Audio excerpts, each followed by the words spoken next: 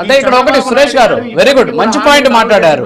ప్రజాక్షేత్రంలో మీరు నిలదీయడం వల్ల, ప్రజాక్షేత్రంలో మీరు ప్రజా సమస్యల గురించి గొంతెత్తి నినదించడం వల్ల అరాకొర పథకాలైనా ప్రజలకు అందుతున్నాయి. వెరీ గుడ్, దీన్ని అడ్మిట్ చేద్దాం మనం.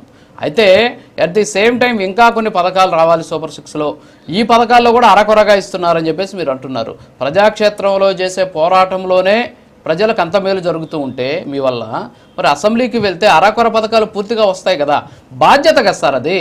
ఇప్పుడు మీరు వచ్చారు వైఎస్ఆర్ కాంగ్రెస్ పార్టీ అధికార ప్రతినిధిగా డిబేట్లోకి వచ్చారు. మీ డిబేట్లో ఏంటి, మీ పార్టీకి సంబంధించినటువంటి స్టాండ్ మాట్లాడాలి, మిగతా పార్టీలకు సంబంధించినటువంటి ప్రతినిధులు మాట్లాడేటటువంటి వాటికి సంబంధించి సమాధానం చెప్పాలి, ఖండించాలి.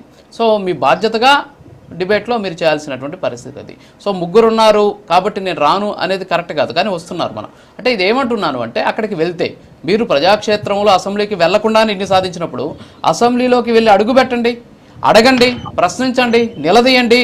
మిమ్మల్ని ఏమైనా అన్నారా వచ్చి ప్రజలకు చెప్పండి, ఎస్ మేము వెళ్తే ఇదిగో మేము ఏదైతే చెప్పామో అదే జరుగుతుందని చెప్పండి. ఆ ప్రయత్నం ఎందుకు చేయట్లేదు? మంచి ప్రశ్న రాజు గారు. తప్పకుండా జరుగుతుంది. న్యాయపరమైనటువంటి పోరాటాలు కూడా జరుగుతున్నాయి వైఎస్ఆర్ కాంగ్రెస్ పార్టీ తరఫున. ఈ యొక్క అసెంబ్లీ వ్యవహారం పైన మేము ఏ రకంగా స్పందించాలనేటువంటి దీని మీద ఆల్రెడీ మొదటి నుంచి న్యాయ పోరాటం కూడా చేస్తున్నాం. ఖచ్చితంగా దీనిపైన నిర్ణయం అయితే ఉంటుంది.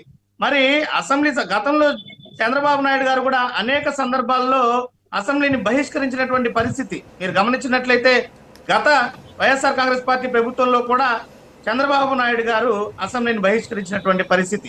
ఈ రకంగా ఏ పార్టీ స్టాండ్ ఆ పార్టీకి ఉంటుంది, ఆ పార్టీ స్టాండ్ ప్రకారమే జరుగుతుంది. కానీ ఇక్కడ ఏది కూడా దురుద్దేశంతో చేసేటువంటి పరిస్థితి కాదు. మేము ఖచ్చితంగా దీనిపైన న్యాయ పోరాటం చేస్తున్నాం. ఖచ్చితంగా ప్రజల పక్షాన అసెంబ్లీలోనైనా బయటైనా ఖచ్చితంగా పోరాడి ఏదైతే ప్రజలకు చేరాల్సినటువంటి సంక్షేమం కానీ అభివృద్ధి కానీ వాటిని సాధించే దిశగా ఖచ్చితంగా వైఎస్ఆర్ కాంగ్రెస్ పార్టీ పోరాటాన్ని కొనసాగిస్తుంది.